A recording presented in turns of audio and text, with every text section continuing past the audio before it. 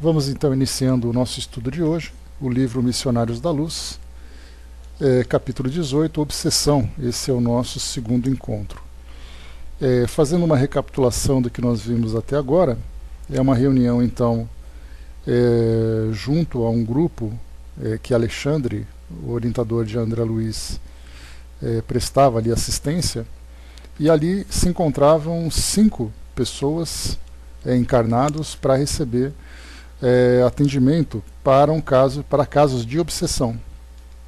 Dentre eles, que nós vimos ali, André Luiz também falou um pouquinho sobre os bastidores do que estava acontecendo, né, no plano espiritual, dos espíritos ali buscando suas vinganças, querendo fazer ali justiça com as próprias mãos.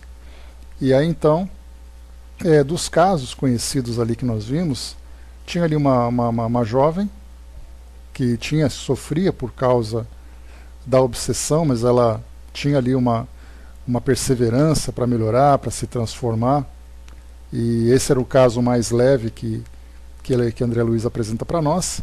E tínhamos ali também 2 irmãos que se encontravam bastante dementados, né, e uma outra senhora que estava ali num típico caso de possessão, mais ou menos naqueles moldes que nós estudamos lá na Senhorita Júlia da Fredegunda, na Revista Espírita, desde a infância, né, passando por essa dificuldade. E também um outro senhor, né, que ali não tivemos muita informação sobre ele. Então, num dos casos que nós tínhamos ali, esse senhor, na verdade, ele era obsediado por uma mulher que no passado havia sido iludida por ele, né, passou ali por decepções e frustrações e buscava então sua vingança no plano espiritual. E uma jovem senhora que lá se encontrava, ela, pelo relato que nós tínhamos, era um espírito que procurava se vingar dela, porque no passado eles tinham tido uma relação de escravos, né, e ela era escravagista. Então ela havia vendido a esposa e a filha, e aí então ele buscava a sua vingança, né? Então esses foram os casos que foram apresentados para nós. André Luiz, bastante impressionado, né, e muito curioso também a respeito dessas situações, ele então ia, conforme o parágrafo aqui para nós, ia expor novas questões que o assunto suscitava, mas o instrutor amigo fez-me ver que a reunião de auxílio por parte dos encarnados teria início naquele mesmo instante. Precisávamos manter o concurso vigilante da fraternidade. Então, daqueles relatos que André Luiz apresentava sobre o que os espíritos, a forma como os espíritos agiam sobre os encarnados, ali então cessava ali a conversa para começar o trabalho. Lembrando que havia 2 médiums e 6 trabalhadores dando suporte na reunião mediúnica entre os encarnados, né? Então 8 pessoas ali presentes. E no plano espiritual havia ali os espíritos que eram os orientadores, e 2 espíritos, que nós já vimos também no caso lá de doutrinação, 2 espíritos que se encontravam numa condição vibratória mais baixa, exatamente porque, primeiro, que era a condição em que eles se encontravam, né? E segundo, porque nessa condição mais baixa era mais fácil eles interagirem com os obsessores. Então eles seriam percebidos, eles poderiam trocar ali ideias, né, a respeito do que estava acontecendo, enquanto que André Luiz, Alexandre e outros trabalhadores ficavam numa frequência vibratória mais elevada, portanto não sendo percebido por esses espíritos, né? Então os intérpretes, esses 2 espíritos, então dialogavam, procurando ali trazer algum ensinamento, trazendo um esclarecimento maior para esses espíritos infelizes que estavam nessa condição de obsessores.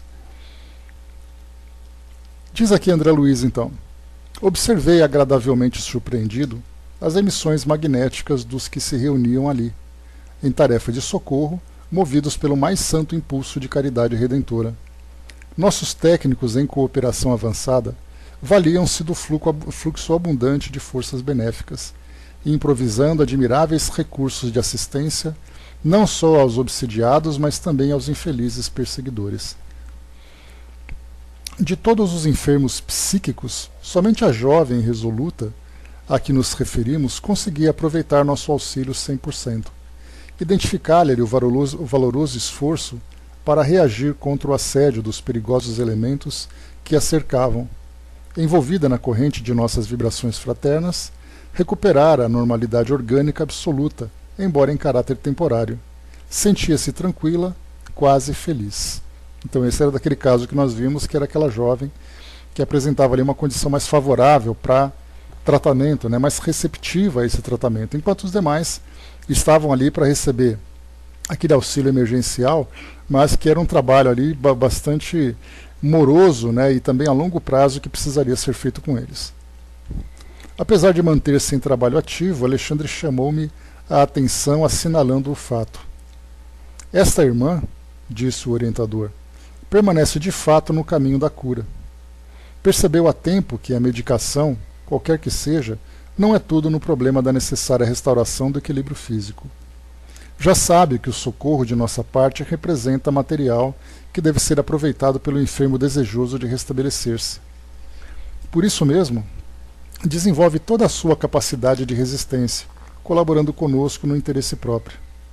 Observe, efetivamente, sentindo-se amparada pela nossa extensa rede de vibrações protetoras, a jovem emitia vigoroso fluxo de energias mentais, expelindo todas as ideias malsãs que os desventurados obsessores lhe haviam depositado na mente, absorvendo em seguida os pensamentos regeneradores e construtivos que a nossa influenciação lhe oferecia.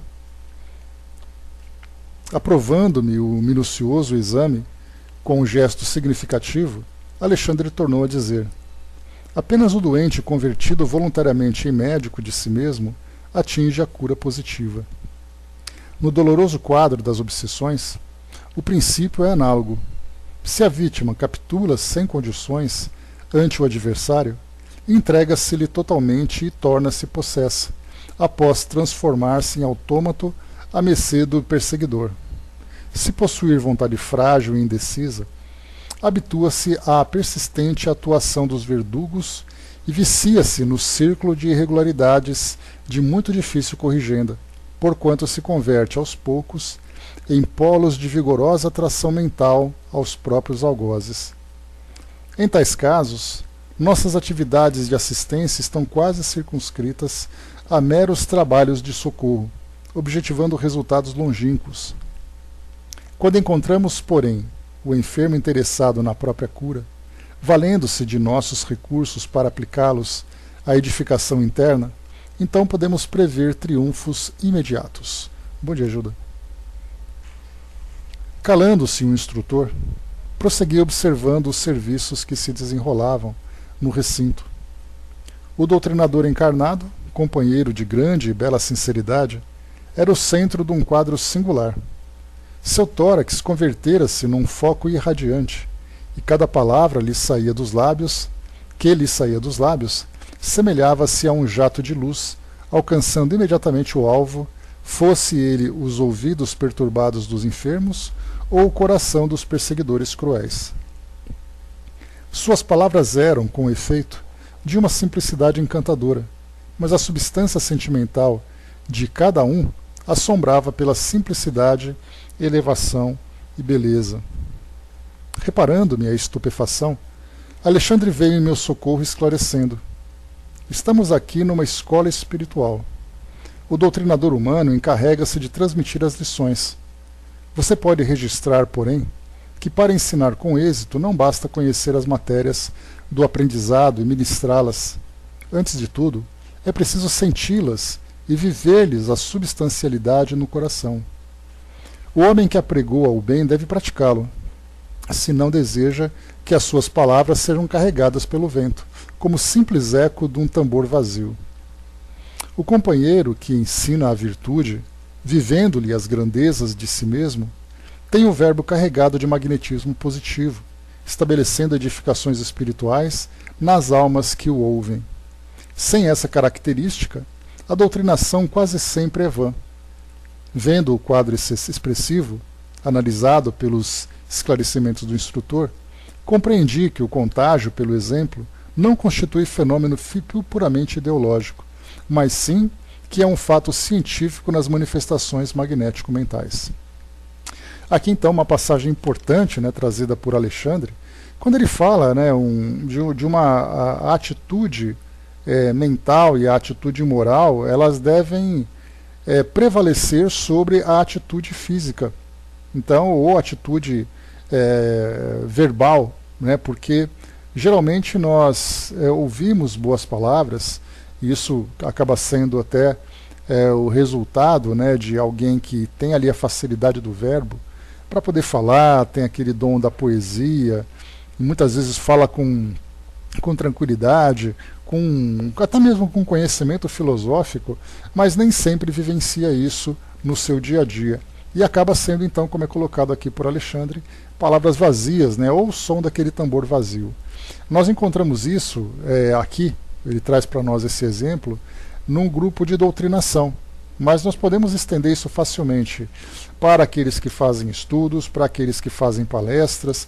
Nós podemos estender isso além da própria doutrina espírita, vendo ali os sacerdotes, representantes religiosos das mais variadas escolas, nessa condição de pregadores, de orientadores, de instrutores, que não necessariamente conseguem sensibilizar o coração das pessoas. Porque falta exatamente essa vivência, e mais do que isso, falta esse magnetismo para poder envolver as pessoas. Então nós inicialmente pensamos que as palavras chegam até nós, né, como, aliás, nós somos envolvidos apenas pelas palavras bonitas, pelas palavras belas, bem fundamentadas, né, e nós desconhecemos geralmente esse envolvimento fluídico, magnético, mental, como coloca aqui Alexandre, que nos sensibiliza de uma forma invisível e discreta, e nós nem sempre percebemos.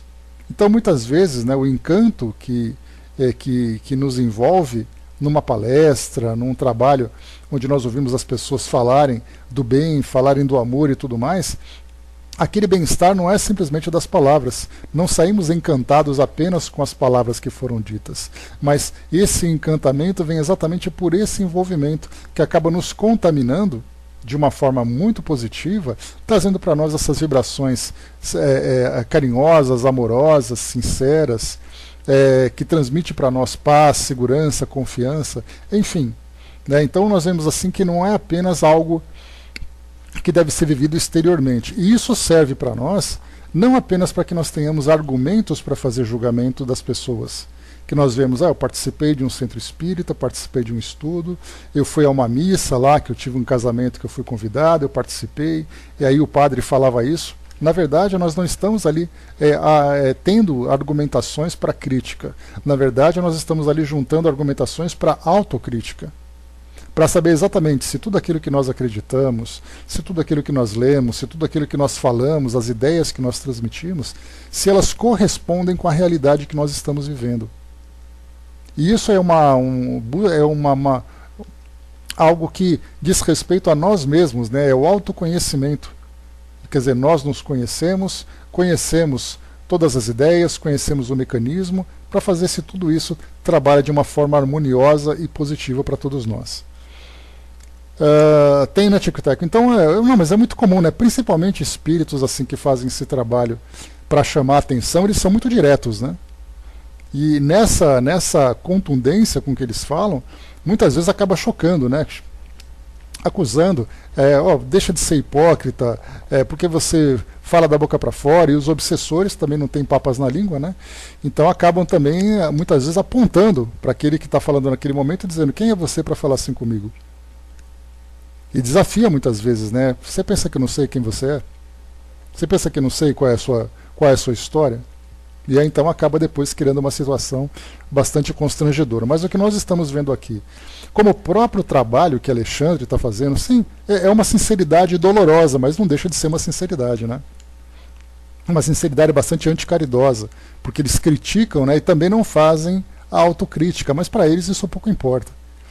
A posição em que eles se encontram de defender a própria honra, de fazer a sua própria justiça, isso não os sensibiliza de forma alguma. Aliás, essa é uma das questões, das colocações de Alexandre para André Luiz aqui nas páginas anteriores, que ele procura então, conversando com um desses espíritos obsessores, falando exatamente sobre isso. Você quer justiça, né? Mas em nome da justiça nós praticamos tantas injustiças porque nós também erramos, nós temos que olhar para nós mesmos, né? Então, sem os obsessores. né? Então, nesse caso, eles acabam exatamente fazendo isso, né? Eles não querem saber se estão sendo caridosos ou não, eles querem simplesmente a justiça. Então, aqui, como nós vimos, né, é um trabalho importante de autoconhecimento para nós e de autoavaliação. Fazermos realmente valer essa sinceridade. Não, eu falo dos obsessores, né?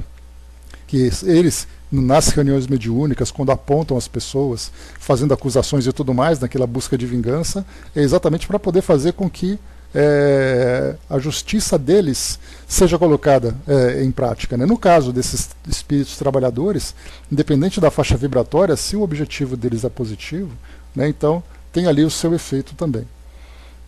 Então, por isso, mais uma vez, né, ver a grandeza em si mesmo, ensinar a virtude, e nós somos então envolvidos por essas energias.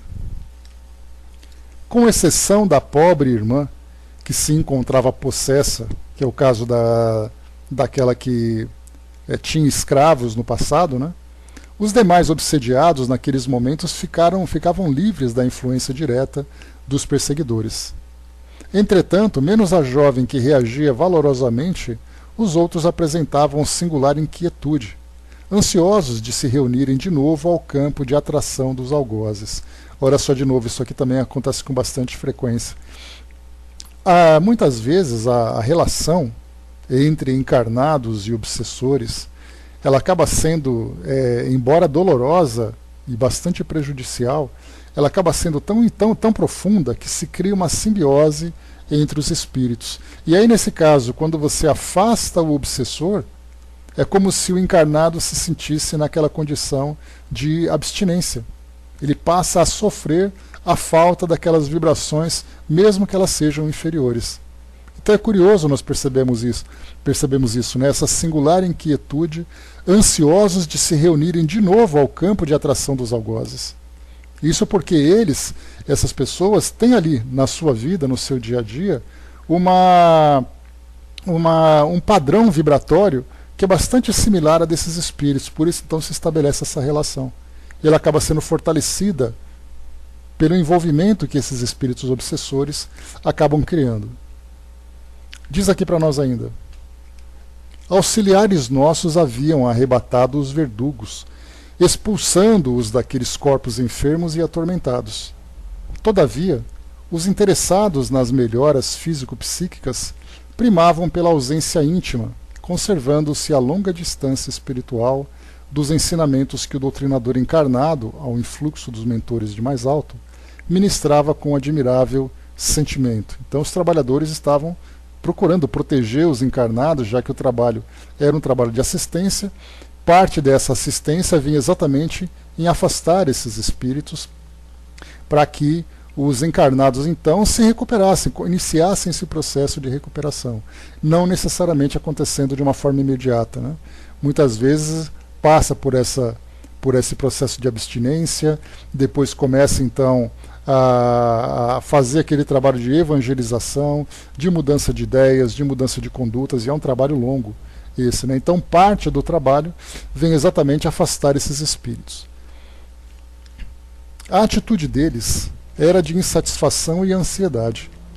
Dir-se-ia que não suportavam a separação dos obsessores invisíveis. Habituado a enfermos que, pelo menos aparentemente, demonstravam desejo de cura, estranhei a posição mental daqueles que se reuniam em pequeno grupo à nossa frente, tão lamentavelmente desinteressados no remédio que a espiritualidade lhes oferecia por amor. Alexandre percebeu minha surpresa e observou-me. Em geral, 90% dos casos de obsessão que se verificam na crosta constituem problemas dolorosos e intrincados. Intricados, né?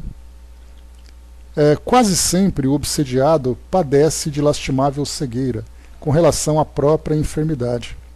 E porque não atende ao chamamento da verdade pela cristalização personalista, torna-se presa fácil e inconsciente, agora responsável de perigosos inimigos das zonas de atividades grosseiras. Comumente, verificam-se casos dessa natureza em vista de ligações vigorosas e profundas pela afetividade mal dirigida ou pelos detestáveis laços de ódio que, em todas as circunstâncias, é a confiança desequilibrada convertida em monstro. Então, quando ele fala sobre a cristalização personalista, é que os obsessores eles se aproveitam, obviamente, das nossas tendências inferiores e, como é colocado, né, pelos espíritos instrutores, a maior dificuldade que nós enfrentamos na nossa personalidade é o próprio orgulho. Então, o indivíduo é orgulhoso por si mesmo, ele se acha com uma capacidade ou um poder acima do normal, e o obsessor, então, ele instiga cada vez mais, potencializando essa ideia. Então, mesmo que ele sofra por causa do seu orgulho, ele acaba não admitindo que ele se encontra numa condição de enfermo, que ele precisa de ajuda, que ele precisa desse amparo, que ele passa por um processo de influência nociva. Ele vai dizer, não, porque isso não é comigo, porque isso não acontece, porque eu consigo me controlar. É mais ou menos o que a gente vê no orgulho típico daqueles que passam por algum tipo de dependência química aqui no nosso mundo, ou qualquer tipo de dependência que trazem tantos transtornos. Então, o que nós temos é exatamente essa ideia de que o indivíduo ele tem um poder, uma autossuficiência que acaba se transformando numa arrogância que por si só acaba depois gerando esses laços de tanto sofrimento. Angelina colocou, tivemos um caso que a pessoa, pós-tratamento, ficou chamando o espírito, dizendo que sentia falta. Então outros passaram a visitar, porque aquele espírito inicialmente que foi afastado, a ideia é exatamente que ele foi afastado para receber assistência, mesmo que seja uma assistência à revelia de sua vontade, né? Mas como o encarnado, o obsediado, continua ainda com essa postura, né, de primeira postura moral dele, que foi o que gerou inicialmente todo o problema. Depois ele acaba sentindo essa falta e recebe ali, né, uma substituição, e o espírito obsessor acaba sendo rendido por outros espíritos que cumprem ali o mesmo papel. Tic-Tac colocou, nossa avaliação própria é sempre para mais, sempre, né? Não, jamais para baixo, né? Sempre para cima. Isso quando, né, nós temos ali o nosso orgulho ainda. Mas depois, quando a humildade começa a aflorar em nós temos então uma visão mais realista, né? Principalmente no nosso caso, que temos a oportunidade de estudarmos a doutrina espírita, de conhecermos realmente espíritos valorosos, que tiveram vidas exemplares, que tiveram valores no mais alto grau, nós temos essa possibilidade de fazermos essa comparação. Então, embora nós ainda resistamos a essa verdade, né, nós pensamos assim, bom, eu sou muito bom, mas se eu me comparar com fulano, eu percebo que eu não sou tão bom assim. Aí a gente então começa a diminuir um pouco essa nossa prepotência, né, de nos acharmos acima do que realmente somos, né, porque nós temos sempre ao nosso lado, na literatura, nos trabalhos que são feitos, trabalhos de caridade, trabalhos dentro da própria doutrina espírita, a gente faz aquela comparação e a gente se pergunta, né, o quão próximo eu me encontro daquele espírito, daquele indivíduo. Será que eu sou tudo isso mesmo? Então a gente vai, né, lutando um pouco com esse nosso ego, mas diminuindo a sua manifestação.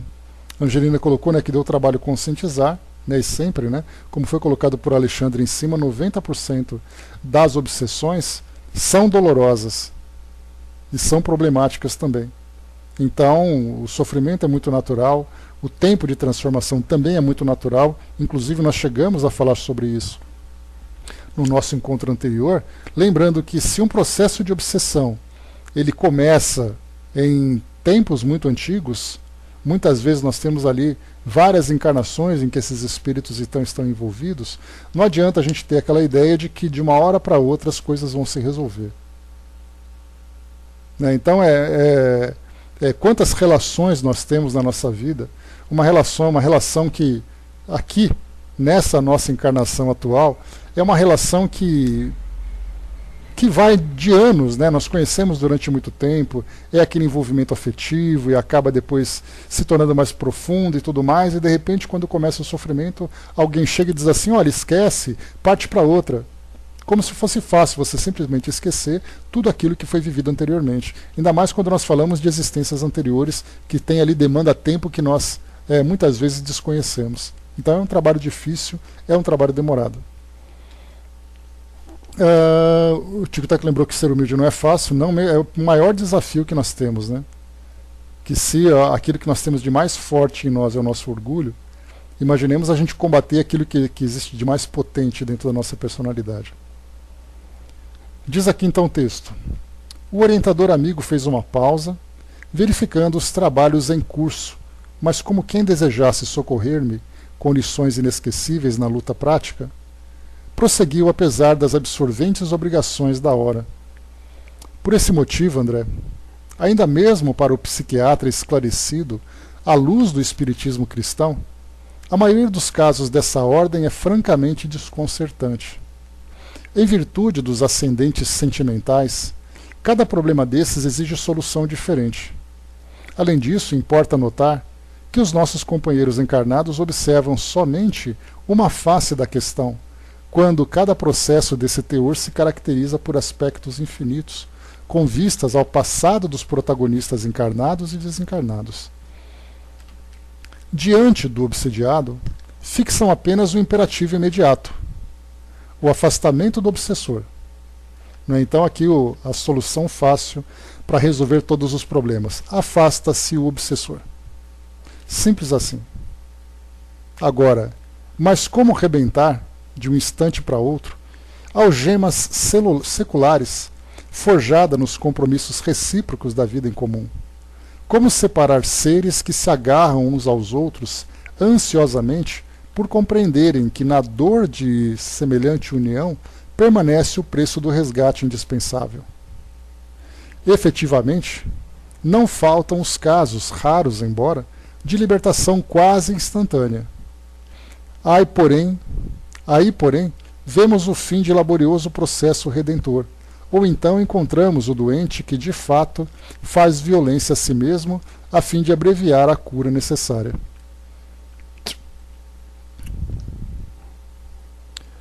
Alexandre, porém, não me deixou terminar, cortando minha frase inoportuna. Ele colocou em cima, né? Examinando a extensão dos obstáculos ao restabelecimento completo dos enfermos psíquicos, considerei. Depreende-se então que Alexandre, porém, não me deixou terminar. Cortando minha frase inoportuna, respondeu: já sei o que vai dizer. Verificando as dificuldades que relacionam para o seu aprendizado natural, você pergunta se não será infrutífero o nosso trabalho e se não será melhor entregar o obsediado à própria sorte.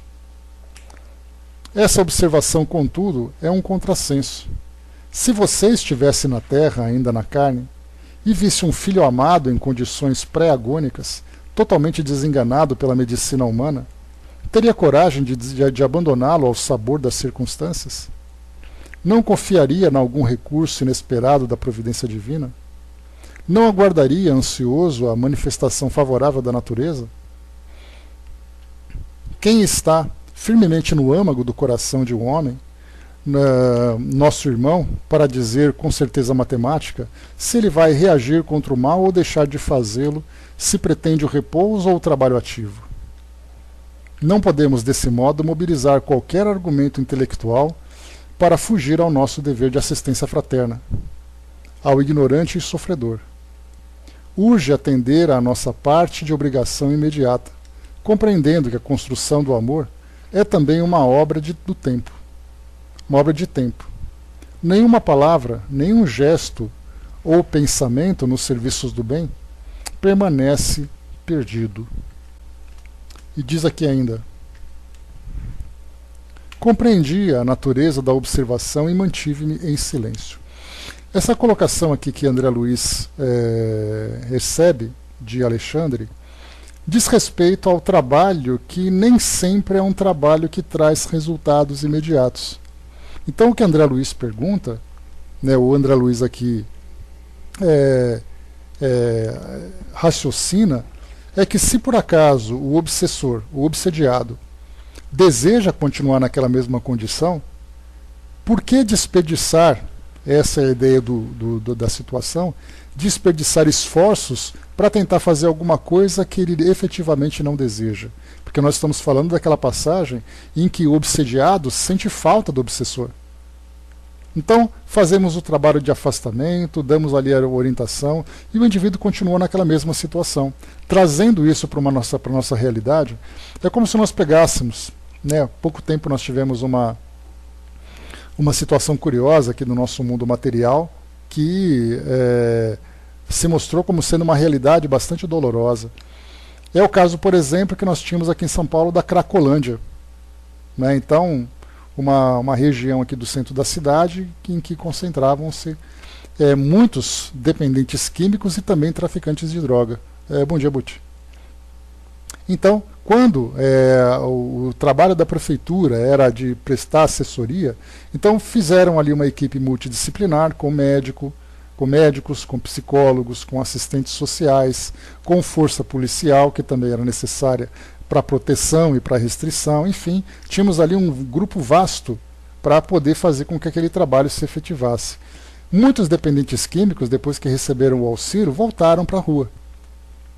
Inicialmente eles foram convencidos, fizeram ali promessas,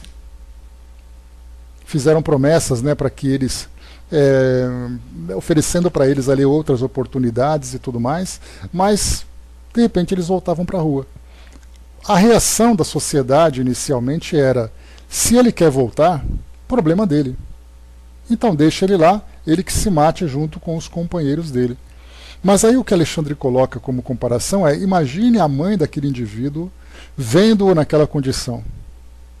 Na condição de doente mental, porque a gente lembra que a droga afeta psiquicamente o indivíduo, e doença moral, porque ele busca a satisfação dos prazeres através daquela droga e se torna um doente social, um doente físico. Então imagina a mãe, imaginam todos os espíritos amigos que são daquele indivíduo, vendo ali a sua decadência, vendo a sua queda, vendo todas as dificuldades, não conseguindo fazer com que ele então se reequilibre e retome uma vida saudável. Então, para aquele que se encontra de fora na sociedade, olha para o indivíduo e fala: deixa ele se virar então. Se ele quer se matar, ele que se mate, desde que ele não perturbe a nossa tranquilidade. A mesma coisa acontece dentro das penitenciárias. O indivíduo cometeu um crime, ele sabia que estava fazendo, acabou sendo preso. Para a sociedade tomara que ele fique lá e apodreça para sempre. Agora vamos falar para a mãe daquele espírito que vê então aquele que era seu filho, aquele que era sua criança, preso naquele local, sem esperança de reabilitação. Então o trabalho, embora nós sejamos muito imediatos nas nossas avaliações, para os espíritos que têm uma visão ali a longo prazo, uma visão que traz para nós o passado, o presente e o futuro, uma visão linear bastante extensa, esse trabalho atual, mesmo que ele não traga frutos imediatos, ele é um trabalho, né, que demanda muito esforço, muita dedicação e muita perseverança, para que no futuro traga um resultado. Se Jesus trouxe para nós no Evangelho, né, que nenhuma ovelha se perderá, isso significa que aqueles que se encontram nessa condição de queda serão também resgatados. E a pergunta é: quem vai resgatar? Quem vai auxiliar esses indivíduos a se reerguerem? E aí então nós começamos a falar sobre a caridade. Então nós vemos que quando nós olhamos friamente uma situação dessa na nossa sociedade, de dependentes químicos, de indivíduos que se encontram presos, aqueles que cometem os mais variados erros. Né, me recordo de uma discussão que uma mãe teve com a filha se prostituía, e a mãe dizia: você tem que sair dessa vida. E a filha falava: mas eu gosto, eu quero continuar aqui. Ela falava: então some daqui e vai cuidar da sua vida. E aí nós vemos aquele coração de mãe, e foi que nós estudamos, quando nós estávamos lá no estudo do Livro dos Espíritos, que nós falávamos sobre os espíritos protetores, esses anjos da guarda, esses nossos anjos protetores. Então esses espíritos têm um amor que vai muito além da nossa compreensão, porque mesmo diante da queda, eles não nos abandonam. No caso das nossas relações humanas, relações consanguíneas, a situação é diferente. Nós vemos mães desprezando os filhos, pais desprezando os filhos, filhos desprezando pais, irmãos. Exatamente porque o amor não se constitui. É uma ligação forçada pelos laços da reencarnação, e tratando inclusive, né, a respeito das provas e das expiações dos resgates. Então, embora estejam ligados, né, sim, uma prova dolorosa, um aprendizado muito difícil para todos. Mas, num patamar mais elevado, e temos então esses espíritos mais esclarecidos que percebem as dificuldades que nós enfrentamos naquele momento, mas sabem exatamente ali, né, os passos futuros que serão dados, né, o que precisa ser feito no presente para que esses passos sejam bem direcionados. Então aqui para nós, nenhuma palavra, nenhum gesto ou pensamento nos serviços do bem permanece perdido. Compreendi a natureza da observação e mantive-me em silêncio. E me lembrei também aqui agora de um relato, né, de um trabalho de caridade que estava sendo organizado, e nesse trabalho as pessoas que recebiam mantimentos, recebiam a assistência, iam muito mais por malandragem, né? Se aproveitavam da situação, viam ali que era uma coisa fácil, era comida fácil, era dinheiro fácil e tudo mais, né? Então, aqueles que eram os trabalhadores, vendo muitas vezes essa malandragem, achavam que aquelas pessoas deveriam ser retiradas forçadamente daquela fila, daquele grupo. E aí então Joana, né, trouxe exatamente uma análise sobre essa questão, falando que aqueles espíritos que se utilizam desse recurso para se beneficiar, são na verdade espíritos doentes da alma, e em contato com aquela bondade, em contato com aquela caridade, seria exatamente uma semente lançada, que no futuro geraria, né, uma sensibilidade maior, traria um constrangimento, mas tudo tem um começo, e para nós inicialmente, esse começo acaba sendo sempre algo prejudicial, trazendo ali algo problemático. Mas, né, sempre os espíritos olham a longo prazo, não a curto prazo como nós fazemos geralmente. E por que meu orientador voltasse a cooperar ativamente nos trabalhos em andamento, passei a examinar os doentes psíquicos, enquanto o doutrinador terreno prosseguia em sua luminosa tarefa de evangelização. A jovem que reagia contra a perigosa atuação dos habitantes das sombras demonstrava regular normalidade em seu aparelho fisiológico. Semelhava-se a alguém que movimentava todas as possibilidades da defensiva para conservar intacto o equilíbrio da própria casa. Entretanto, os demais exibiam lamentáveis condições orgânicas. Vai com Deus, Lourenço. Bom trabalho para você. Eu não me recordo, Lourenço, porque foi um comentário que ela falava sobre as pessoas que são doentes da alma. Então foi algo que eu li no decorrer, então ela só comentava sobre isso, mas eu não me lembro da bibliografia. Tá, mas de qualquer forma, né, mesmo assim que a gente não tenha, a gente vê a lógica desse aprendizado, né, porque mostra exatamente aquele que se aproveita de algumas situações, exibindo ali, né, uma malandragem, um orgulho, uma vaidade, né, por causa de uma situação como essa, deve ser tratado, né, com atenção, porque ali nós encontramos alguém que, embora não seja doente fisicamente, nem doente mentalmente, é alguém espiritualmente adoecido. Então Jesus tem uma passagem no Evangelho que diz, né, que nós devemos ser mansos como as pombas e astutos como as serpentes. E essa nossa astúcia vem exatamente em observar esses espíritos e tratar com eles, não simplesmente expulsando-os, recusando qualquer tipo de recurso, mas tratando-os da forma devida, visando a situação que ele está vivendo. Porque conforme ela também fala, eu não me lembro se é em Dias Gloriosos, não me recordo qual é o livro, porque quando nós vemos alguém passando por esse, interpretando esse papel, cumprindo essa situação, nós geralmente fazemos uma análise imediata. E nós não nos damos conta por tudo aquilo, né, de tudo aquilo que a pessoa vivenciou, para poder ficar naquela condição. Então muitas vezes é alguém que vai pegar, por exemplo, ali um pedaço de pão, vai pegar ali um pouco de comida, pega, vira as costas e não agradece. E a gente pensa assim, poxa, mas que pessoa mal educada. Eu estou aqui oferecendo para ela um pão, fazendo aqui uma caridade, e ela reclama ainda, ela vira as costas. E o que falava a Joana era exatamente isso, que nós temos que usar muita caridade, porque nós não sabemos tudo aquilo que ela vivenciou para chegar naquela condição. Aquele endurecimento, aquele mau humor que ela apresenta, aquela rebeldia, aquela revolta, muitas vezes é fruto de muitas negativas e muitas agressões morais que ela vivenciou. Então ela foi criando em torno de si uma couraça para se proteger, e esse endurecimento dela é uma forma que ela teve de sobreviver. Para quem vive, quem depende de caridade, sabe como é, o quão humilhante é para aquela pessoa receber não, ser julgada o tempo todo, ser criticada por ser daquela forma, e as pessoas não conhecem a sua história. Então mesmo aquele que é malandro, aquele que se acha esperto, ele viveu experiências para se tornar aquilo. E aí somente um trabalho inverso de reconstrução, começando exatamente por esse prejuízo inicial por parte dos trabalhadores, porque você vai oferecer o pão para quem é malandro, você vai oferecer ali a comida para aquele que é ocioso, que é o chamado vagabundo. Mas o que será que ele passou para começar aquilo? De que forma que o trabalho para reconstruí-lo deve ser feito? Então tudo tem que ser feito com amor. Jamais nos esqueçamos disso. O Arnaldo lembra daquela senhora rica na fila da sopa do Chico? Os amigos queriam expulsar e o Chico comentou que ela estava em treinamento para a próxima encarnação. Pois é.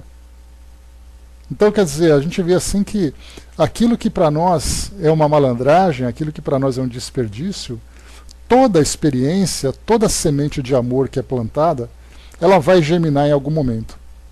Mas se você não planta nada no coração de alguém, como é que você pode esperar que ele se transforme?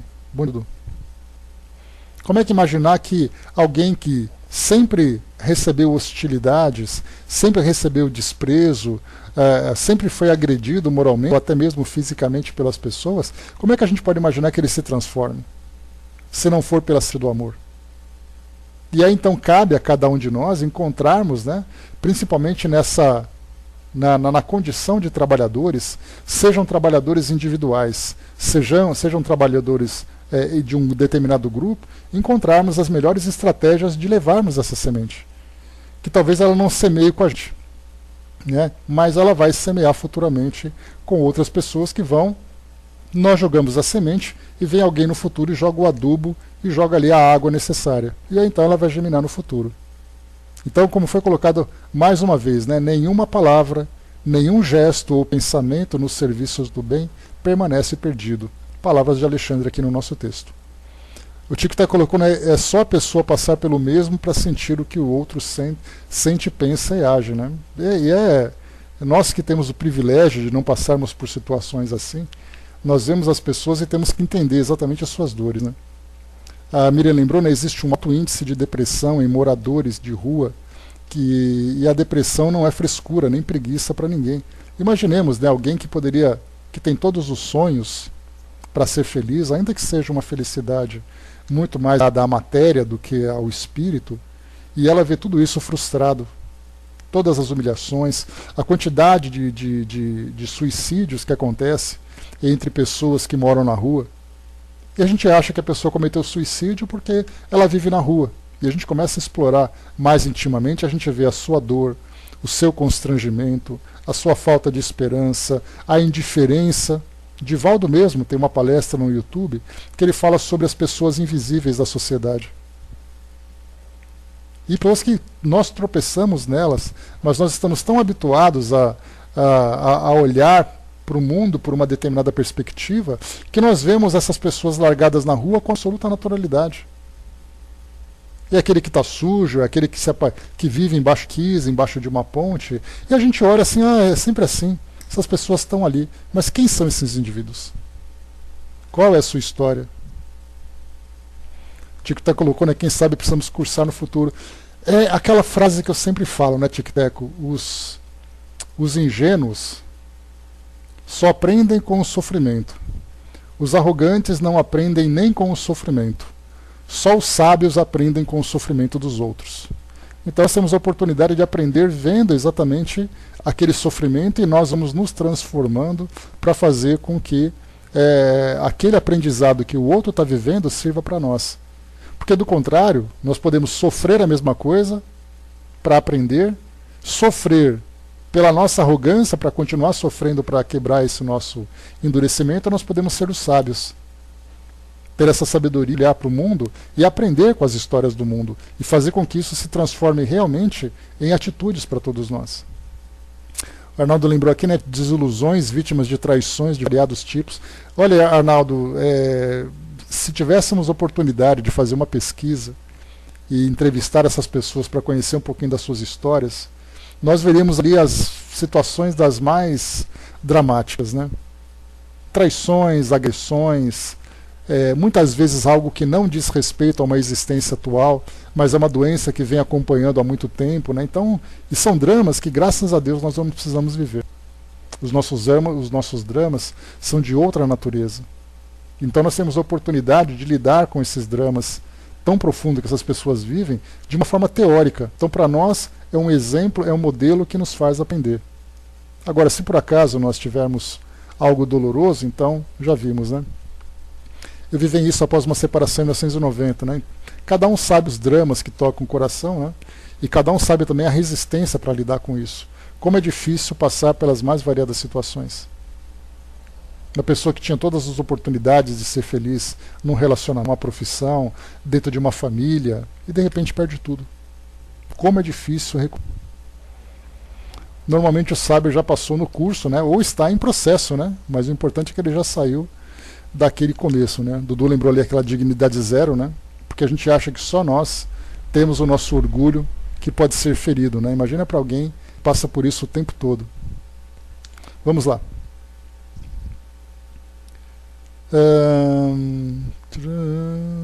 Tá. Então falávamos aqui das pessoas, né? Que essa jovem, somente aquela jovem que estava sendo assistida, que apresentava ali melhoras, né? Mas os demais exibiam então lamentáveis condições orgânicas. A desventurada possessa, que é aquela senhora que tinha escravos no passado, apresentava sérias perturbações, desde o cérebro até os nervos lombares e sacros, demonstrando completa desorganização do centro da sensibilidade, além de lastimável relaxamento das fibras motoras. Tais desequilíbrios não se caracterizam apenas no sistema nervoso, mas igualmente nas glândulas em geral e nos mais diversos órgãos. Nos demais obsidiados, os fenômenos de degradação física não eram menores. 2 deles revelavam estranhas intoxicações no fígado e rins. Outro mostrava singular desequilíbrio no coração e pulmões, tendendo à insuficiência cardíaca com conúbio com a pré-tuberculose avançada. Enquanto examinava atento aqueles inquietantes quadros clínicos, o orientador encarnado da Assembleia, fazendo-se intérprete de grandes benfeitores do nosso plano de ação, espalhava o amor cristão e a sabedoria evangélica, a longos jorros, efetuando com extrema fidelidade ao Cristo a semeadura da caridade e da luz, do perdão. Desejando a minha elevação nas atividades construtivas, Alexandre aproximou-se de mim e observou: repare no serviço de fraternidade legítima. Não temos o milagre das transformações repentinas, nem a promoção imediata aos planos mais elevados, dos que se demoram no campo inferior. A tarefa é de sementeira, de cuidado, persistência e vigilância. Não se quebram grilhões de muitos séculos num instante, nem se edifica uma cidade num dia. É indispensável desgastar as algemas do mal com perseverança e praticar o bem com ânimo evangélico. Os serviços iam a termo. Percebendo que o meu instrutor voltava à nossa conversação mais fácil, expus-lhe minhas observações, perguntando em seguida: ante os distúrbios fisiológicos que me foi dado verificar nos enfermos psíquicos, devo considerá-los como doentes do corpo também? Perfeitamente, asseverou o instrutor. O desequilíbrio da mente pode determinar a perturbação geral das células orgânicas. É por esse motivo que as obsessões quase sempre se acompanham de característicos muito dolorosos. As intoxicações da alma determinam as moléstias do corpo. Nós já estudamos sobre isso, né, sobre a questão da mente, dos fluidos, do perispírito e do corpo. Então, a somatização, ela é, na verdade, a materialização de um distúrbio mental, de um desequilíbrio da mente. Então, se o indivíduo passa por esse processo de influência negativa, causando ali muitos distúrbios, seja de que natureza for, nós podemos ter aquele que sofre do coração, como nós vimos aqui, nós temos aqueles que sofrem do sistema nervoso, aqueles que sofrem do sistema digestivo. Então, na verdade, nós temos ali as diversas perturbações que, pela sua natureza, acabam se concentrando em determinadas partes do nosso corpo. E aí, então, através da somatização, nós temos, então, essa doença do corpo. Então, a nossa medicina terrena, ela trata muito os efeitos, né? Mas geralmente não se procura nas causas. Eu me recordo de um médico, ele era clínico geral, e ele atendia minha mãe, né, lá no hospital onde ela frequenta e recebe atendimento. E aí, então, eu me recordo que ela comentava comigo, né, que a primeira coisa que ele perguntava, ele não perguntava assim, aquele do jeito clássico, né, onde dói? Pois não. A primeira coisa que perguntava é, como a senhora está? Né? Então, essa pergunta, né, como a senhora está, e a partir dali da conversação que se desenvolvia a partir daquele momento, muitas vezes fazia com que ele, muitas vezes não, o objetivo era exatamente analisar como a pessoa estava emocionalmente, para depois do trabalho feito psiquicamente, tratar o corpo. E não simplesmente, olha, eu estou com uma dor aqui, então toma esse remédio que passa. Mas peraí, qual é a causa dessa dor? A dor vai continuar, se a causa não for modificada. Então, essa humanização da nossa medicina. E além, porque primeiro nós temos 3 etapas importantes nesse trabalho da nossa medicina atual. Primeiro é o trabalho científico. A medicina é entender a causa orgânica das doenças que nós temos, né? Ou o que foi afetado. O segundo é a humanização, de entender o indivíduo como uma pessoa, e essa pessoa, passando por desequilíbrios, acaba depois somatizando essas doenças. E a terceira parte, que é a parte mais importante, que nós estamos engatinhando ainda, é a parte da espiritualização. Então vem a parte científica, a parte humana e a parte espiritual. Essa parte espiritual, que é a medicina espiritual, entendendo o indivíduo como espírito, e como espírito, todo o seu potencial energético, mental, fluídico, sua história, para poder entender depois a ponta do iceberg, que é a doença efetivamente somatizada. Isso é algo que nós estamos começando agora. E esse é um trabalho feito, né, com grande perseverança pelos profissionais da medicina que fazem parte da Associação Médico-Espírita, que veem o indivíduo como espírito, que entendem ali causa, efeito, provas, expiações, reencarnação, a somatização de tudo, então tratam o espírito. Mesmo que muitas vezes, porque às vezes, né, eu já falei para vocês daquela ideia do homem integral que Joana de Ângeles traz para nós, ela mostra que se você tem 5 aspectos importantes, né, o físico, o social, o emocional, o social, o espiritual e o espírita. Nesses 5 aspectos, se um se desequilibra, todos os demais acabam. Eu posso ter uma ótima família, ter um ótimo relacionamento afetivo, ter ali o meu equilíbrio mental muito tranquilo, ser uma pessoa espiritualizada, ter uma boa relação com o mundo espiritual, mas socialmente eu passo por um distúrbio. Esse distúrbio vai me gerar então uma depressão, por exemplo. Do que trabalha, que tem ali o seu trabalho. Ele tem a sua profissão, ele tem ali a sua remuneração mensal, ele consegue estruturar a sua família, a sua vida, e de repente ele é desempregado. Ele acaba sendo demitido. E na condição de desempregado ele começa a ter uma queda na sua autoestima, passar por dificuldades no lar, passar por depressão, o que não é raro, pessoas que se encontrarem deprimidas. Elas muitas vezes, desequilibrando-se mentalmente, acabam sendo assediadas espiritualmente, acabam vivendo de uma forma desequilibrada a sua espiritualidade, porque uma coisa desencadeou. Da mesma forma, nós podemos inverter a situação. Eu tenho um ótimo trabalho, eu tenho ótimos relacionamentos na minha vida social, eu tenho ali uma ótima família, eu frequento ali a minha igreja, meu centro espírita, e de repente me aparece uma doença que ela é incurável. A partir dessa doença, começa a entrar em depressão, a minha depressão afeta o meu trabalho, a minha depressão afeta o meu relacionamento com as pessoas. Então olha só, que nós estamos vivendo de uma forma integrada entre vários aspectos. Então no caso que nós falamos aqui, do indivíduo que vive uma doença física, essa doença física pode, e na maioria das vezes o tem, uma causa psíquica ou uma causa espiritual. E é então que nós vemos de uma forma ampla, de uma forma completa, o indivíduo. E é isso que hoje nós vemos na nossa medicina, nós vemos na nossa psicologia também da mesma forma. Nós temos a ABRAP, né, a Associação Brasileira de Psicólogos Espíritas, que bem olham para o indivíduo de uma forma integral, não apenas aquele indivíduo que passa por uma depressão, que passa por algum tipo de desequilíbrio. O Tico Teco lembrou, né, eles não jogam o CRM em cima dos médiums, dos espíritos de cura. Né? Pois é, então, mas aos poucos a gente vai mudando isso, né, porque o que os espíritos colocam para Kardec lá no Livro dos Espíritos, na Lei do Progresso, é que o espiritismo ele vai trazer uma grande contribuição para a transformação da nossa sociedade. E aí então Kardec pergunta que tipo de contribuição seria essa. E os respondem que seria uma reformulação das nossas instituições. E quando se fala em reformulação, significa reformulores dos seus objetivos. Não simplesmente ali temos uma escola, temos um hospital, temos uma empresa. Na verdade, nós teremos ali objetivos para essas instituições. E esses objetivos levarão em conta exatamente o espírito.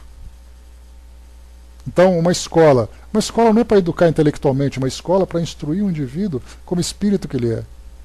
Um hospital não é apenas para tratar o físico, mas para tratar o espírito como indivíduo que ele é.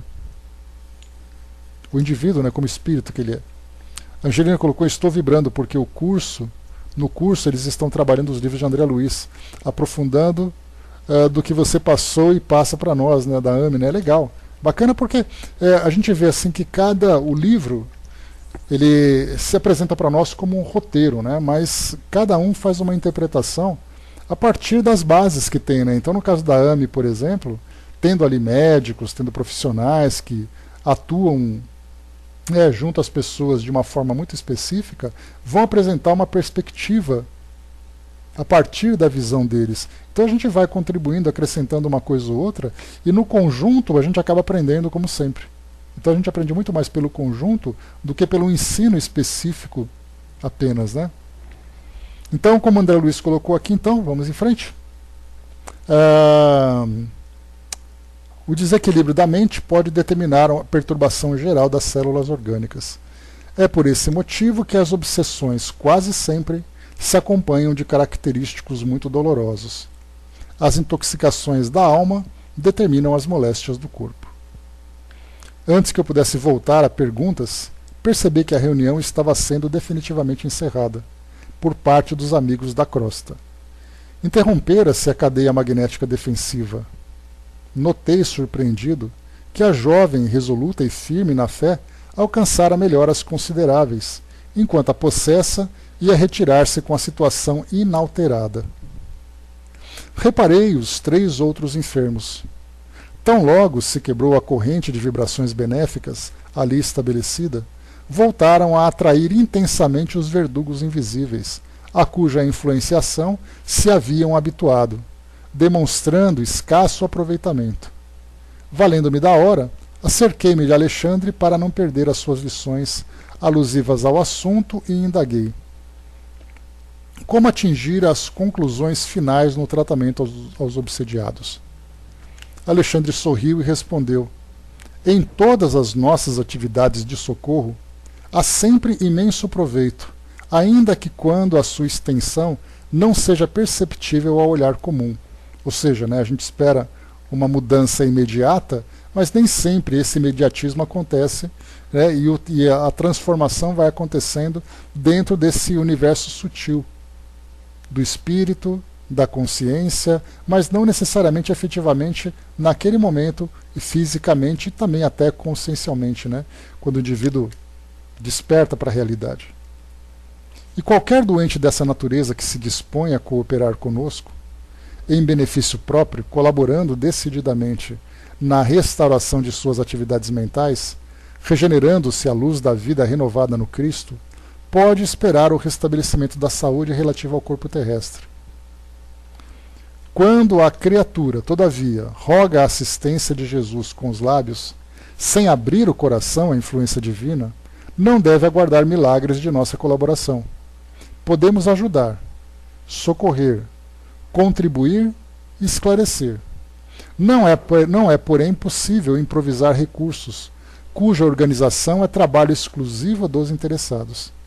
Então, a cada um segundo suas obras, essa máxima ela é muito bem aplicada agora. Porque se eu desejo a minha melhora dentro desse campo, principalmente o campo espiritual, eu tenho que fazer com que eu me modifique, eu trabalhe, eu transforme a partir dos meus próprios esforços. Não adianta simplesmente esperar que um terceiro faça por mim o trabalho que me cabe. Penaliza-me, porém, o quadro clínico dos obsediados infelizes, considerei sob forte impressão.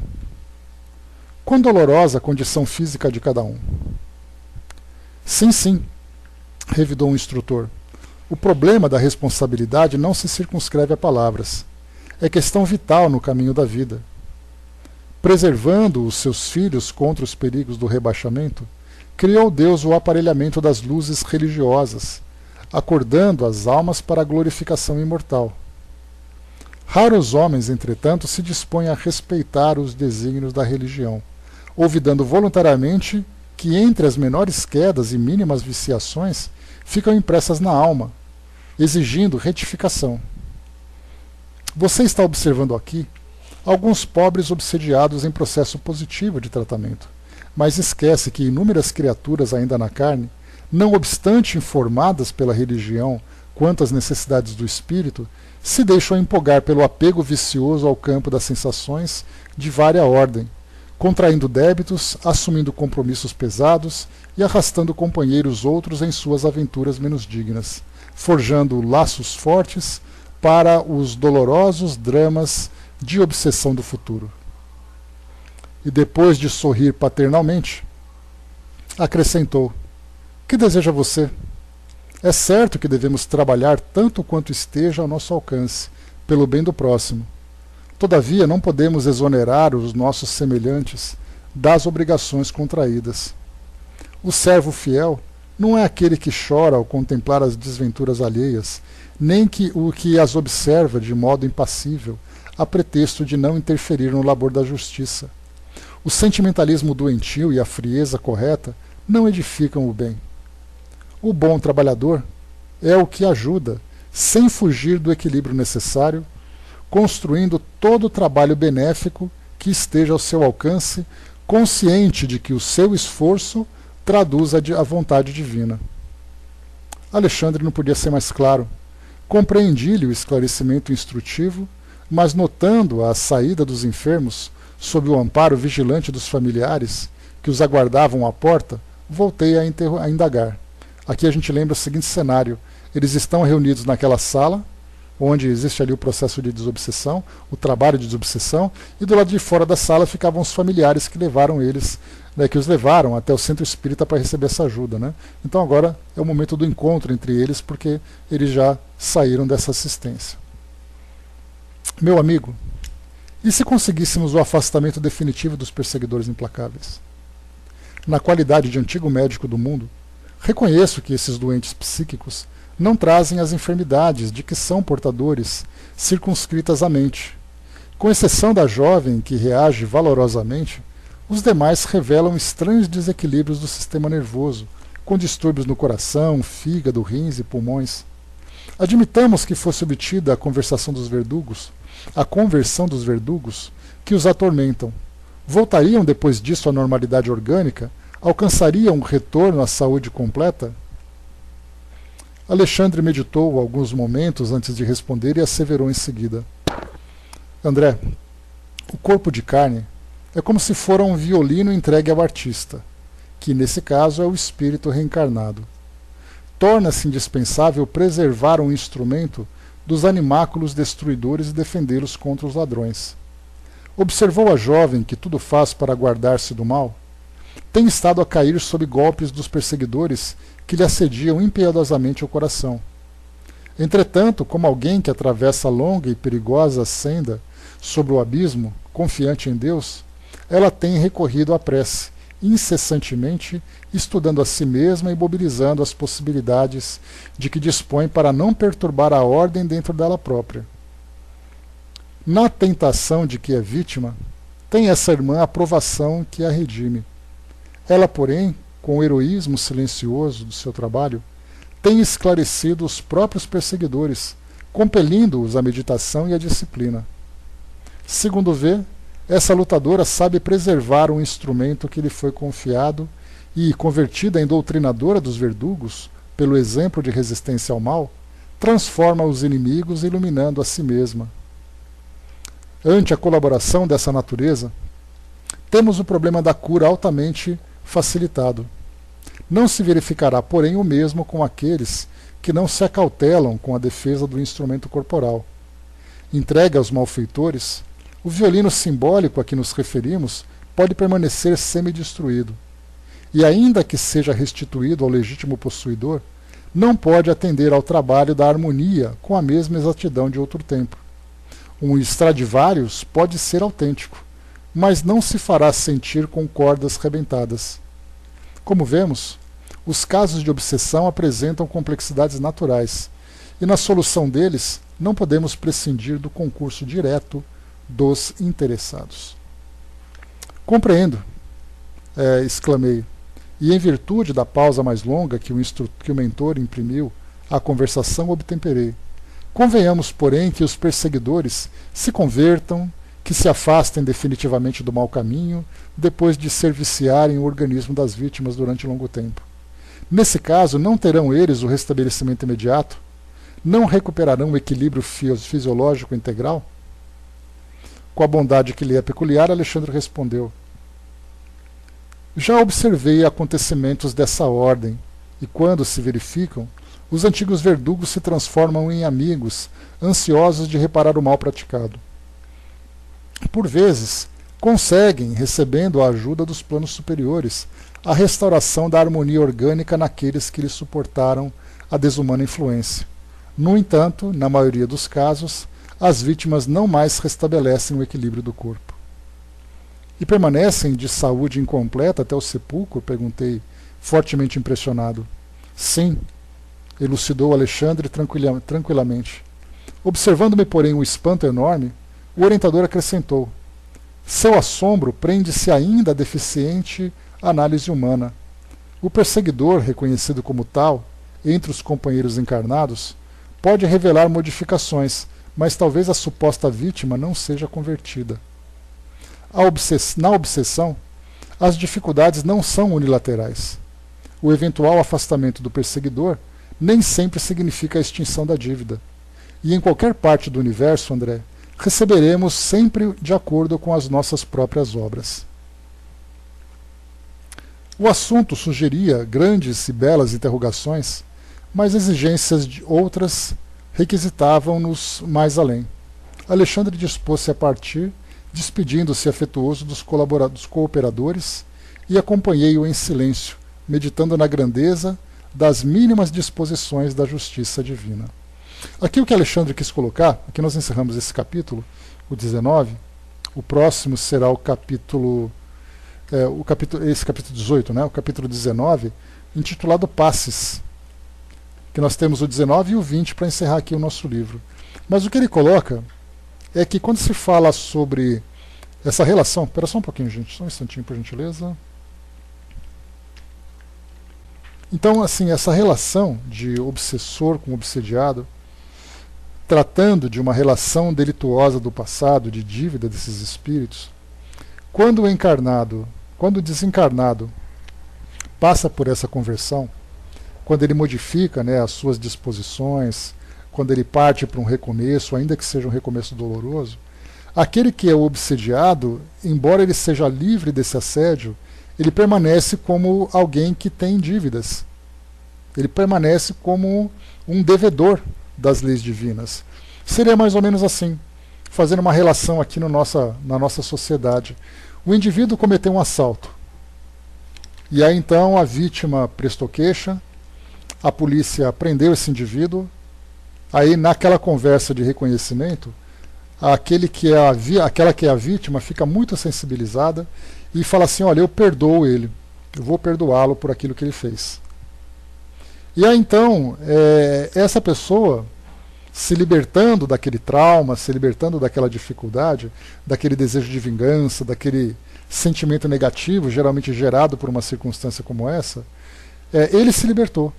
Mas aquele que cometeu o crime continua como um criminoso.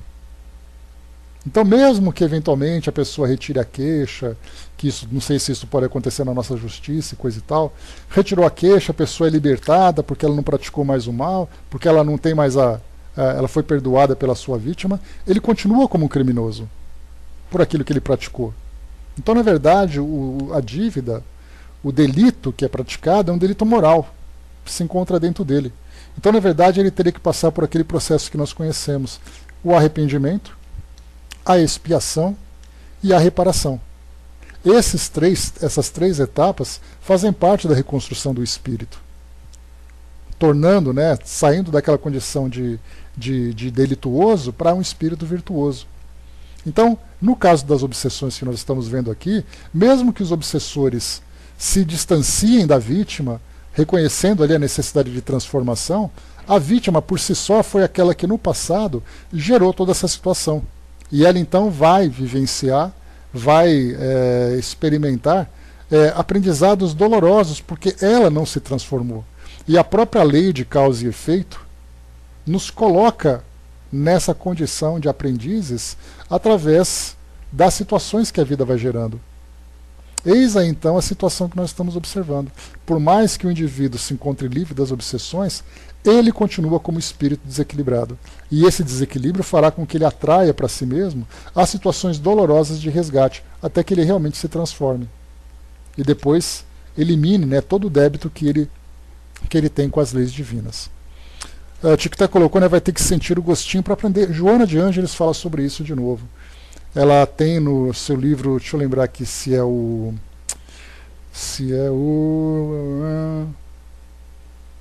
me esqueci o nome do livro também, para variar. Mas ela diz assim que muitas vezes o indivíduo só aprende estando no lugar daquele que sofreu as suas atitudes. Então, mesmo assim, eu cometi o erro, e aí então o outro me perdoou, mas eu, assim, que bom, estou livre porque ele me perdoou. Mas aí então vem ali a lei de causa e efeito e me coloca na mesma condição dizendo, já que você foi perdoado, então agora é hora de você aprender aquilo que você fez. E aí então ele sente na pele essa dor, e a partir dessa dor então ele realmente se transforma. Então o grande aprendizado que a lei de causa e efeito tem é exatamente fazer com que nós vivenciemos a experiência dolorosa que nós causamos no outro, através de um aprendizado prático, não do aprendizado teórico. Não é aquela coisa assim de dar um tapinha nas costas dizendo, olha que coisa feia que você fez. Não faz mais, tá? Na verdade não. Vai lá e experimenta aquilo de novo para você ver como é que é. O mal e o remédio, exatamente, o Arnaldo. Então, meus amigos, encerrando por aqui o nosso encontro de hoje. Então, vimos aqui esse trabalho de desobsessão, não conhecemos todos os casos, não vimos ali o desenrolar dessa história, Vimos apenas aquela jovem, que era ali uma batalhadora desse processo de obsessão, e transformando-se gradualmente, estava na verdade também ajudando aqueles que eram os obsessores. Mas nos demais casos que nós vimos, aquele senhor que causou uma desilusão amorosa, naquela senhora que tinha sido escravagista, naqueles dois irmãos que nós não conhecemos o caso, ali então permaneceu. Mas a semente do auxílio foi semeada tanto para os espíritos como para os encarnados. Agora tem que esperar ali os desdobramentos, que certamente são desdobramentos bastante dolorosos. Já nos foi dito de Deus, não se zomba, aquilo que o homem plantar, isso mesmo colherá. Lei de causa e efeito, simples e pura. Então é isso, pessoal. Encerrando por aqui então o nosso encontro de hoje. Mais uma vez, concluímos o capítulo 19 do capítulo 18 de obsessão, e vamos para o capítulo 19 de passes no nosso próximo encontro. Então falta pouco para terminarmos aqui esse livro, Missionários da Luz. E a próxima obra que nós vamos estudar será deixa eu ver aqui. Me fugiu o nome. Vamos lá, estou pegando aqui o livro, a sequência. É o Obreiros da Vida Eterna.